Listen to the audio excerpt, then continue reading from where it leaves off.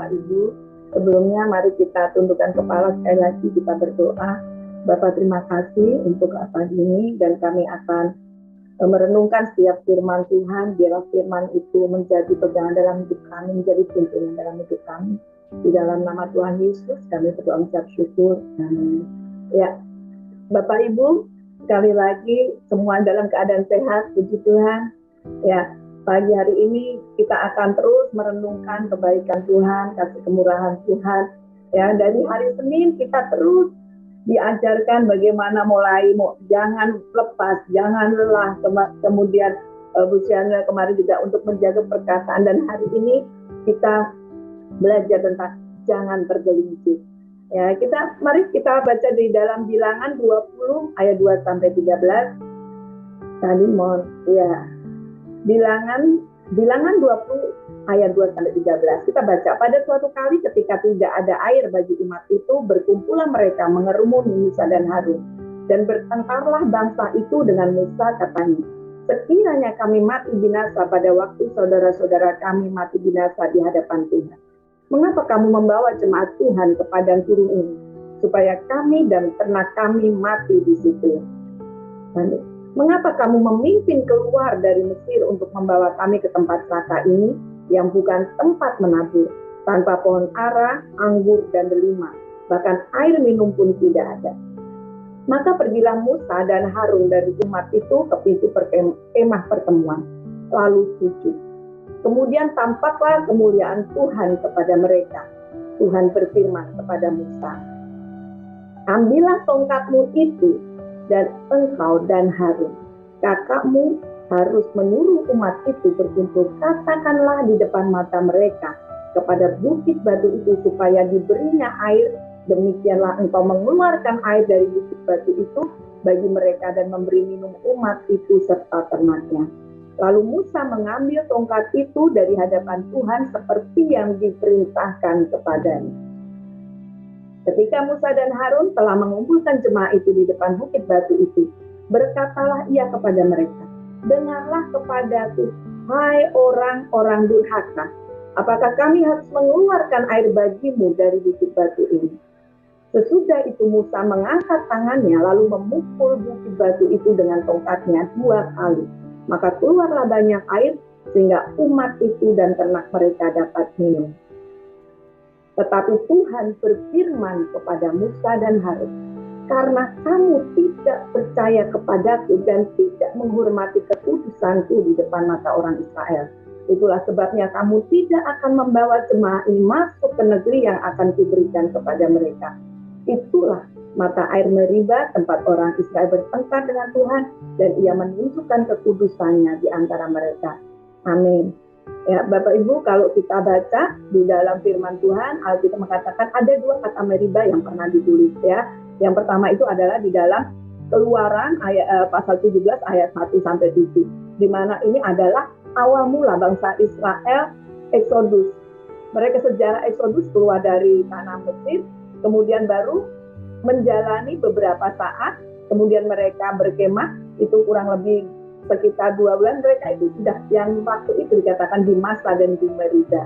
Ya, kemudian ada Meriba yang satu lagi, yaitu Meriba di akhir perjalanan Eksodus bangsa Israel yang kita baru saja baca di dalam Bilangan 20. Ya, jadi kata-kata Meriba ini berasal dari kata Meripah, ya, yang artinya adalah berselisih, bertengkar, ya. Jadi peristiwa Meriba yang kedua ini adalah tahun ke-40, karena bangsa Israel di padang gurun yang kita ketahui adalah 40 tahun. Jadi ini adalah tahun ke-40 bangsa Israel keluar dari Mesir. Ya, dan di penghujung inilah yang pagi hari ini kita mau belajar. Kenapa Tuhan murka? Justru Tuhan memurkai Musa dan Harun. Kalau secara manusia, Musa itu memimpin, bayangkan, tidak hanya bangsa Israel. Dikatakan di dalam Alkitab yang keluar dari Mesir kemudian bergabung dengan orang Israel yang menuju ke tanah perjanjian di padang gurun ini, tidak cuma bangsa Israel. Sekitar 2 juta orang yang dia pimpin. Bayangkan Bapak Ibu, dari ayat 2 sampai ayat yang kita baca tadi, isinya apa? Musa itu dipersalahkan, ya. Kita baca sekali lagi ayat 12. Tetapi Tuhan berfirman kepada Musa dan Harun, karena kamu tidak percaya kepadaku dan tidak menghormati kekudusanku di depan mata orang Israel, itulah sebabnya kamu tidak akan membawa jemaah ini masuk ke negeri yang akan kuberikan kepada mereka. Kesannya kok yang salah jadi Musa dan Harun, ya. Padahal ini Musa dan Harun itu luar biasa. Tidak ada orang yang hatinya lembut selembut hati Musa. Tapi Tuhan, kenapa Tuhan memurkai? Tetapi Tuhan itu kok marahnya ke Musa, yang pagi hari ini kita mau belajar, ya. Bukankah sangat manusiawi kalau 2 juta orang lebih itu nyalah-nyalahin, 2 juta orang itu terus bersungut-sungut. Secara manusia mungkin itu Musa kesel, ya, selembut-lembutnya orang. Jangankan 2 juta Bapak Ibu, mungkin kalau di sekitar kita hanya isinya berapa puluh orang, tapi semua orang itu terus nyalah-nyalahin kita. Kita ini langsung terpancing emosinya gitu, ya. Tidak terbayang kalau sampai jutaan orang. Tidak harus 2 juta lah ngomel semua. Tapi kalau misalnya 50%-nya itu pun masih 1 juta. Ya, jadi kalau secara manusiawi kita pikir ini manusiawi loh Tuhan. Kok Tuhan murka, ya? Tuhan murka saat itu. Ya, Bapak Ibu, makanya ada ungkapan kita diajarkan, sekalipun hati kita itu panas, pikiran harus tetap dingin, ya. Pikiran kita itu harus tetap dingin. Ada 3 poin yang membuat Musa dan Harun akhirnya tergelincir dan dikatakan di Alkitab berdosa. Ya, yang pertama dari perkataan ucapan Musa, yaitu dalam Bilangan 20 ayat 10a itu adalah mengkafirkan jemaah Tuhan, ya, mengkafirkan. Bilangan 20 ayat 10a. Ketika Musa dan Harun telah mengumpulkan jemaah itu di depan bukit batu itu, berkatalah ia kepada mereka, dengarlah kepadaku, hai orang-orang durhaka. Ya, di dalam Alkitab kita ditulis orang-orang durhaka. Kalau kita membaca dari terjemahan aslinya, itu dikatakan di situ adalah Hamorim. Hamorim itu selain orang durhaka adalah orang-orang kafir, ya. Jadi bayangkan, Musa saking keselnya, emosinya, dia mengatakan jemaah Tuhan itu adalah orang-orang kafir, ya. Musa menyebut ini dia orang kafir, kenapa? Saya bisa membayangkan Tuhan, betapa emosinya dia. Tapi ingat, semarah kita, seemosi terpancing apapun kita, ingat, hormati kekudusan Tuhan, ya. Musa dan Harun ini melanggar kekudusan Tuhan di mana? Peristiwa ini terjadi, ini adalah di Kadesi. Kadesi itu dari kata kados. Kados adalah kudus. Kudus di mana Tuhan yang Maha Kudus itu, dia menguduskan seluruh umatnya. Tapi kemarahan, emosi Musa akhirnya mengatakan jemaah Tuhan itu adalah kafir. Hai orang-orang kafir. Ya, pertama yang kita katakan. Dan kita coba baca di Mazmur 106 ayat 32, ayat 33.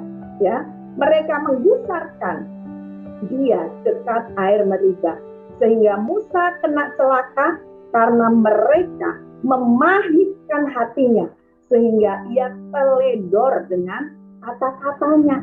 Jadi saat hatinya Musa ini pahit, kemudian Musa mengeluarkan kata-kata yang teledor. Ya, ini melanggar kekudusan Tuhan. Ya, melanggar kekudusan Tuhan. Bayangkan umat memang nyebelin, tapi umat ini sudah dikuduskan Tuhan. Ya, tempat di mana Kadesi adalah tempat kados, kudus. Tapi Musa menyatakan, yaitu bangsa Israel, jemaah ini dikatakan, hai orang kafir, hai orang durhaka. Dan itu Tuhan murka. Ya, Bapak Ibu, kita ingat beberapa waktu lalu, banyak tokoh agama. Ya, agama itu dijadikan Tuhan. Ya, teologi mereka dijadikan Allah, sehingga setiap orang yang tidak sama dengan agama, yang tidak sama teologinya, itu dibilang apa? Kafir. Ya, kita sering sekali mengatakan, kita dikatakan kafir. Hati-hati, ini yang pernah dikatakan oleh Musa dan Tuhan apa? Sering apa yang kita dapat dari perenungan poin yang pertama ini? Di sekeliling kita, di dalam pelayanan kita, baik di dalam keluarga, di dalam pekerjaan, usaha, mungkin yang masih sekolah di dunia pendidikan, bahkan di dalam gereja sekalipun, Mungkin kita sangat terpancing emosi, kita ini sering, wah itu belum banyak, belum sampai jutaan, ini beberapa orang yang membuat kita gusar, membuat hati kita pahit. Tapi mari kita ingat, ya, dikatakan karena kepahitan hati Musa, maka Musa mengatakan kata-kata yang teledor, itu yang melanggar kekudusan Tuhan. Ya, itu poin yang pertama. Bagaimana Musa akhirnya tergelincir. Dan yang kedua, dari pikirannya Musa dan Harun. Yang kedua adalah pengambil alihan tempat Allah. Tadi saat doa, Bu Joyce katakan, kami tidak mencuri kemuliaan Tuhan. Kita lebih sering mengatakan tidak mencuri kemuliaan Tuhan. Ya, jadi poin yang kedua ini adalah pengambil alihan tempat Allah. Allah menjanjikan air keluar dari gunung batu. Dan yang bisa melakukan ini hanya Allah sendiri. Tetapi Bilangan 20 ayat 10b itu mengatakan, apakah kami harus mengeluarkan air bagimu dari bukit batu ini? Musa karena emosi, dia mengatakan, dia itu nggak sadar, apakah kami? Jadi apakah kami? Padahal ini yang dilakukan sepanjang Exodus itu, yang melakukan itu adalah kuasa Tuhan. Tetapi dengan kemarahannya, akhirnya Musa mengambil alih tempatnya Allah. Mengambil alih tempatnya Allah, apa yang dilakukan oleh Allah seakan-akan diatasnamakan oleh Musa. Ya. Dan Bapak Ibu yang bisa mengeluarkan itu Tuhan. Tapi kenapa Musa berpikir, apakah kami gitu ya? Apakah kami? Jadi setiap kita yang ada di sini, kita semua pelayan-pelayan Tuhan. Kita semua sudah terlibat dalam pelayanan. Setiap kita dikaruniakan Tuhan, ada yang pendoa, ada yang pengkhotbah, bahkan yang lain-lainnya. Kita semua menjadi saluran berkat bagi banyak orang. Setiap kali kita mendoakan orang-orang yang sakit akan Tuhan sembuhkan. Orang yang tidak punya momongan, orang yang apapun, kita berdoa mendoa. Tapi ingat, jangan sekalipun kita mengambil tempatnya Allah. Ya, karena Matius 7 ayat 22 sampai 23 itu katakan, pada hari terakhir banyak orang akan berseru kepadaku, Tuhan, Tuhan, bukankah kami bernubuat demi namamu dan mengusir setan demi namamu, mengadakan banyak mujizat demi namamu, dan pada waktu itulah aku berterus terang kepada mereka dan berkata, aku tidak pernah mengenal kamu, enyahlah daripadaku, kamu sekalian pembuat kejahatan. Mengapa Tuhan katakan, setelah orang sepertinya sudah bekerja di ladangnya Tuhan, orang sudah melakukan perkara-perkara ini, hamba Tuhan yang dahsyat, ya, mereka bernubuat, mereka mengusir setan, mereka yang melakukan banyak mujizat. Karena apa? Mereka sudah mengambil tempatnya Allah. Itu adalah bagiannya Allah, tapi mereka sudah menikmatinya. Makanya Tuhan katakan pembuat kejahatan. Ya, jadi poin yang kedua, mengapa Musa sampai bisa tergelincir? Karena diawali dari pikiran. Semua yang dilakukan oleh Allah, jangan sekali-kali kita katakan seakan-akan itu saya, seakan-akan itu kami, ya, seakan-akan itu karena saya, gitu ya. Sebab itu poin yang kedua kita belajar. Apapun yang Tuhan percayakan kita hari-hari ini, jangan sekali-kali kita mengambil tempatnya Allah. Ya, dengan kata lain mencuri kemuliaan Tuhan. Yang ketiga, yaitu dari perbuatan saking jengkelnya Musa dan Harun, ya. Itu yang ketiga adalah menyimpang perintah. Bilangan 20 ayat 11 dikatakan, sesudah itu Musa mengangkat tangannya lalu memukul bukit batu itu dengan tongkatnya 2 kali. Ya, Musa itu sudah tahu Tuhan itu hanya suruh berkata. Ya, Tuhan ajarkan hanya kamu berkata, ya. Tapi apa yang dilakukan? Dia emosi. Wah, ini pelampiasan. Wah, Tuhan suruh bilang katakan kepada bukit batu untuk pelampiasan emosi. Akhirnya apa? Dipukullah bukit batu itu 2 kali. Itu pelampiasan emosi, ya. Jadi dari ketiga adalah perbuatan, yaitu apa? Menyimpang perintah. Tuhan mau perkara sekecil apapun, kita itu bisa tepat persis melakukan apa yang Tuhan minta. Ya, Tuhan mau perkara sekecil apapun, itu persis yang Tuhan minta, itu yang kita lakukan. Ya, kita menjadi anak-anak Tuhan yang dengar-dengaran. Kita menjadi anak Tuhan. Tuhan mau apa? Itu yang kita lakukan. Kalau anak-anak sekarang suka berkata, jangan sok ngide. Ya, kalau misalnya kita melakukan, anak-anak sekarang itu suka katakan misalnya melakukan sesuatu, tiba-tiba kita lakukan yang lain, anak-anak bilang, oh makanya jangan sok ngide, suka begitu ya. Nah ini bahasa anak sekarang, jangan sok ngide. Kalau Tuhan perintahkan apa, persis lakukan apa yang Tuhan mau. Seperti itu.